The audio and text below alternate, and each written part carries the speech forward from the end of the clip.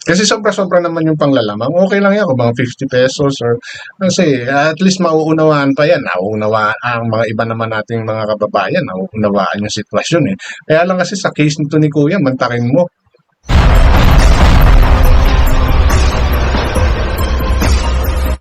Alam mo natin po na mahirap ang buhay ngayon eh, no?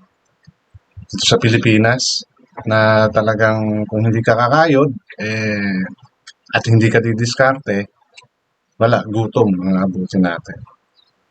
Pero sana naman maging patas. Maging patas po tayo sa mga ginagawa natin at huwag masyadong manglalamang.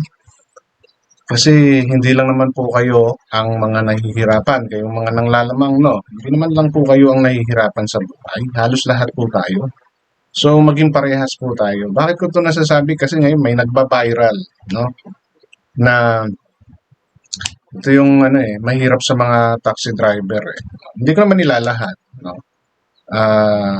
Umaangal kayo dahil nakukuha ng mga TNBS or ng mga Grab, mga alam mo, mga online apps na mga services, no? Eh, tapos ganito pa yung gagawin ng iba ninyong mga kasama. Di ba? Angal kayo ng angal na wala nang sumasakay sa inyo, sa mga taxi driver, no? Eh, unang-una kasi, yung mga sa, hindi naman sa nilalahat ko, no? Yung ibang taxi kasi halos naturingang aircon, parang may heater sa loob. Hindi po sa pangmamaliit, no? Tapos, yung iba talagang hindi na sa maayos na kondisyon, no? Tulad ng sinasabi ko, hindi ko po nilalahat. Tapos, magkakaroon pa kayo ng mga kasamahan driver na grabe managa. No? Kasi, dito sa nag-viral na to, sobra naman kasing pananaga yun, sir. Although natanggal na siya dahil nakarating na sa kay ano, Secretary Dizon yung ginawa nitong taxi driver na to. Tuloy nadamay pa pati yung operator, di ba? Na mawawalan ng prangkisa ata yung operator at tong driver na to matatanggalan ng lisensya. Eh, masakit pero eh, deserve niyo yan, sir, kasi sobra yung pang ano ninyo eh, pangbubudol ninyo, sabi nga ni ate. Kasi from Terminal 2 to Terminal 3, yun ganun kalayo pero 1,260 ang siningil ninyo doon sa pasahero ninyo. Tapos, sa cellphone pa. Sa cellphone nakita yung presyo, grabe. May metro na ba ng ano, may metro na ba ng apps para sa mga taxi driver? Kaya nagulat din ako. Sabi ko bakit nasa cellphone. So, yun po, yung gusto kong i-share sa inyo sa content ko na to. At kung bago pa lang po kayo sa aking channel, please don't forget to like, share, and subscribe na rin po. And pakihit ang notification bell para maging aware kayo sa aking mga upcoming. Any comment, suggestion, recommendation, leave it on our comment section. Okay, so usual lang po tayo walang personalan. So, ito po yung share ko sa inyo. And malamang, some of you watch this already, pero gusto ko lang pong magdagdag awareness, no? Sa iba pa nating mga kababayan, especially yung mga uuwi at yung mga mag-a-abroad, no? Yung mga pauwing galing abroad at saka yung mga mag-a-abroad pa lang. Maging aware po kayo. Okay? Kuya, tara na ba? Galing Terminal 2, papuntang Terminal 3, 1,260, ganon? Ano yan? Para na kami nagbiyahe ng probinsya. Totoo yung sinasabi ni ate, no? Kasi kami one time, ako personally naranasan ko. Pero ang ginamit ko naman, nag-ano kami noon, nag-Grab. No? Pero most likely hindi dapat magkakalayo yung presyo ng mga yan eh. Nasa 800. No? Hindi ko nga alam kung baka sa iba mas mataas pa yan or mas mababa. No? From, dito yon Cavite to Terminal 3. No? Terminal 3. 800 plus yung binayaran namin.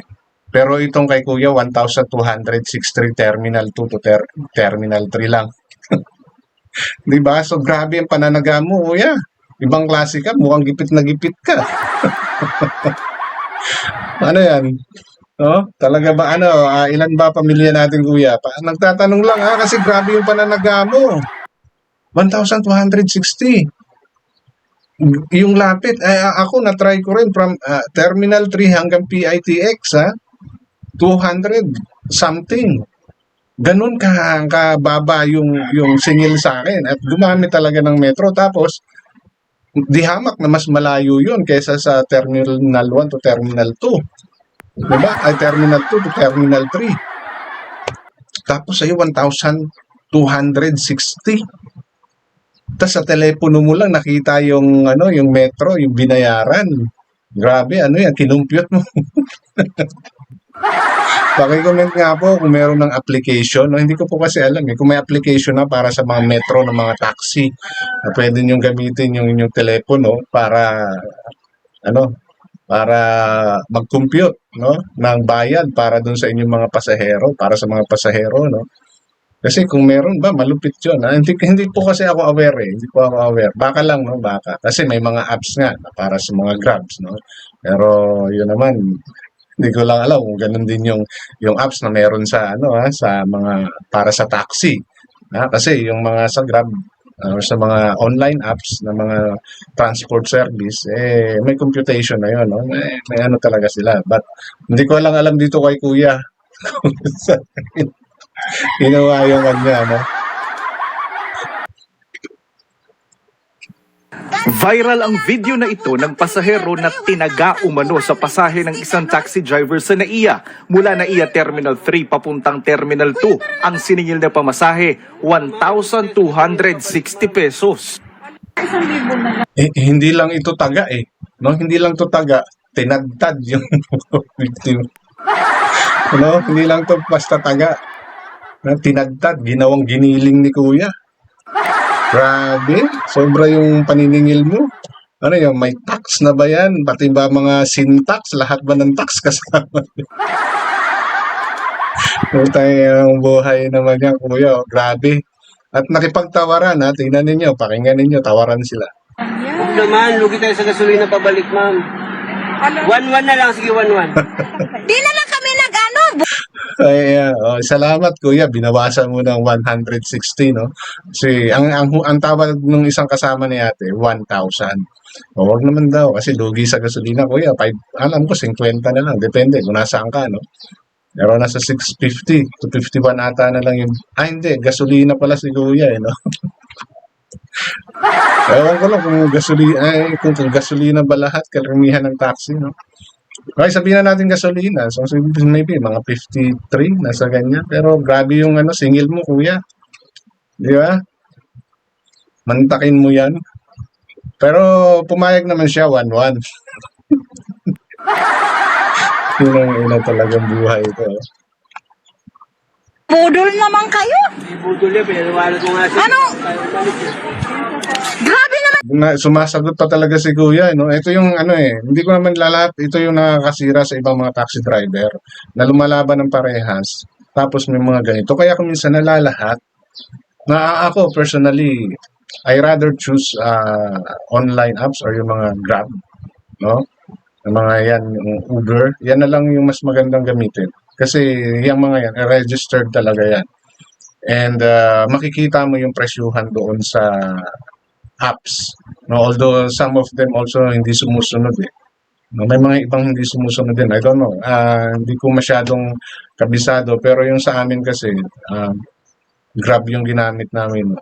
Iba yung computation, iba yung siningil sa amin. Same case kanila ate. Ano rin kami, ayaw din namin mahuli sa flight. Kaya binayaran na lang namin. Although konti lang naman yung diferensya. Unlike dito sa mga to, grabe, triple yung singil na yun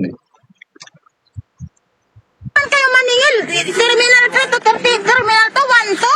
Galit na galit si ate. Grabe naman yan, Kuya. Ano ba yan? May sumakay doon sa airport taxi kasi alam naming mahal. Kala ko may pwedeng matransfer. Ang nag-ano ako rito, from Terminal 2 to Terminal 3, baka nagkamali ng terminal na pinuntahan sila ate. No, kasi paalis yung yung kasama niya. So, nagmamadali sila. So, actually sa mga terminal, mayroon namang mga dyan, hindi naman kamahalan, naka-metro naman sila dyan. Mayroong mga Huwag ka nga lang doon, ewan ko ha, experience ko, mayroong mga nag-aalok na taxi-taxi parang gano'n. Yun yung sinasabi nila na medyo mahal din daw, nangungontrata. Pero merong lugar diyan sa Terminal 3, I don't know sa Terminal 2 na mayroon talaga mga accredited na mga taxi, no, na nagme-metro sila. Nagme-metro sila. Hindi ko lang alam sa kwento nito ni ate kung magkamali ba sila ng terminal na pinuntahan kaya sila ngayon ay lumilipat sa another terminal. Papuntang Terminal 3 to Terminal 2. Wala kami nakita. Kaya Terminal nag-taxi 3. kami. Ang usapan daw nila ng driver ay gagamitin ang metro. Sa video, makikitang imbis na sa metro, sa cellphone ng driver nakasulat ang pamasaheng 1,260 pesos. Wala kaming kontrata. Sabi niya, Metro, expect namin doon, hindi aabot ng 500. Bali, ang nabayad namin doon, 1,145 kasama yung toll gate. Binayaran namin ito, madalit ba iiwan ng airplane eh. So maging aral po sa atin to, no? And lalo na doon sa mga taxi driver, no? Na please, maging matuto naman kayong lumaban ng parehas. No? Kasi nakakaawa din yung mga binibiktima ninyo. Kayo mismo mag-isip kayo, mantakin niyo yung distansya na yun. Alam na alam ninyo kung magkano yung singilan sa mga ganyan. Pero bakit sobra naman yung gugulang ninyo? Kung nahihirapan kayo, mas pare-pareho lang tayo na nahihirapan. No? So maging patas kayo. And sana kung may mga ganito pang mga senaryo, no, pwede niyo naman talagang i-video, 'di ba? Para matanggal yung mga ganitong walang kwentang mga driver, no? O whatever reason na meron si Kuyang driver, maling-mali po yung ginawa ninyo. Kahit saan po natin tingnan. Maling-mali po 'yun. Dahil sobra, sabi ko nga sa inyo, hindi lang pananaga yung ginawa ni Kuya. Yung tinadtad niya, ginawa niya yung pasahero niya sa laki ng kanyang patong. No? So doon sa mga mag-a-abroad, no? Mas maganda po kasi lagi niyo po, may notice naman yan sa ninyo sa mga ticket ninyo na 2 hours before your flight, dapat nasa airport na kayo. Ngayon, kung medyo malayo-layo ang biyahe ninyo, naabutin kayo ng 2 hours or 1 hour, di ba? Mag-allowance kayo kagad 30 minutes to 1 hour, no? I-estimate po ninyo para hindi po kayo gahulin sa oras, no? Pero sa case kasi nila ate, lilipat sila ng terminal. And unexpected naman kasi yung paniningil na yun no? Grabe. Inaksyonan na to ng DOTR secretary natin, matatanggalan ng lisensya yung driver at prangkisa, pati yung may-ari, yung operator, no? Yun yung lumalabas sa balita. Dahil hindi naniniwala ang DOTR Secretary Dizon na hindi alam ng operator to. No, I don't think so. No? Hindi lahat is kasi mga diskarte na to ng ng mga driver, karamihan diyan no? Papayag ka, ikaw na operator, ikaw yung may-ari, gagawa ng ganyan yung mga driver mo, di ba? So most likely I'm not saying na hindi alam, pero nandun ako sa probability na hindi papayagan ng operator niya to na gawin ng mga driver niya kasi siya yung maiipit bandang huli niya. Pero sa case nito, mukhang pati yung operator madadamay. Pero sigurado ko yung driver, tanggal ang lisensya. Deserve niyo po yan, Manong. No? Pasensya na. Deserve niyo po yan dahil sa ginawa ninyo yan. Hindi po katwiran dito na kasi kailangan ninyo sa hirap ng buhay. Hindi po. No? Napaka-gas-gas na alibay na yan. At sa tingin ninyo, yung mga yan hindi naghihirap. No? Dahil alam ninyo mag-a-abroad may pera. Yun yung akala ninyo. Hindi po lahat na nag-a-abroad may pera. No? Actually, yung mga nasa abroad pang yan, yung mga walang pera. No? Ayan po yung mga nagtitiis. May maipadala lang sa kanilang pamilya. Okay? So, doon sa mga nag-iisip na ang mga nasa abroad may pera, hindi po. No, resibo po ang naiipon yan, hindi po pera. No? So doon sa mga taxi driver natin, no, lalo na kayong mga taxi driver talaga ha, hindi yung mga Grab or mga TNBS na mga driver. Kasi yung mga yan, some of them sumasideline. May mga full-time yan din yung trabaho pero Kumbaga sila is talagang monitored ng kung saang TNBS man sila naka-member, no? So maging aral po to sana sa lahat, lalong-lalo na sa mga taxi driver na malakas manggulang. Maigi naman sana kung maayos yung mga taxi ninyo. Hindi ko po nilalahat uli, no? Dahil naranasan ko na rin pong mag-taxi na mas mainit pa sa labas. Ay, mas malamig pa sa labas kaysa sa loob. No, hindi naman po lahat yan, ha? Hindi po lahat yan. Mayroon namang mga maayos na taxi, no? May mga maayos na taxi. Yun nga lang, pati yung mga maayos na driver dahil sa ginagawang ito ng mga ibang mga mapanglamang na mga kasamahan nila, nadadamay sila. So, sana po wala nang tumulad dito kay Kuyang Driver. Ngayon, pati yung kanyang amo o kanyang operator, damay dahil sa kalokohan niya. So, sana po, yung iba pa pong may mga ganitong sitwasyon, i-report po ninyo. I-report po ninyo. Kasi sobra-sobra naman yung panglalamang. Okay lang yan kung mga 50 pesos or kasi at least mauunawaan pa yan. Nauunawaan ang mga iba naman nating mga kababayan, nauunawaan yung sitwasyon eh. Kaya lang kasi sa case nito ni Kuya, mantakin mo. 3 to 2 or 2 to 3 terminal eh. Magkakalapit lang yung terminal na yan. Tapos ganun ka maningil. Kahit na sabihin nating matraffic pa yan. Hindi po aabot. Tama yung estimate ni ate, mga 500 plus, pero hindi pa aabot ng 500 plus yan. So, hindi pa po aabot ng 500 plus yan. Di hamak na mas malayo ang Terminal 3 hanggang PITX. Kumpara mo dyan. No? At mas matraffic yung dadaanan. Okay, so yun lang po yung gusto kong i-share sa video na to. And hanggang dito na lamang. Maraming salamat.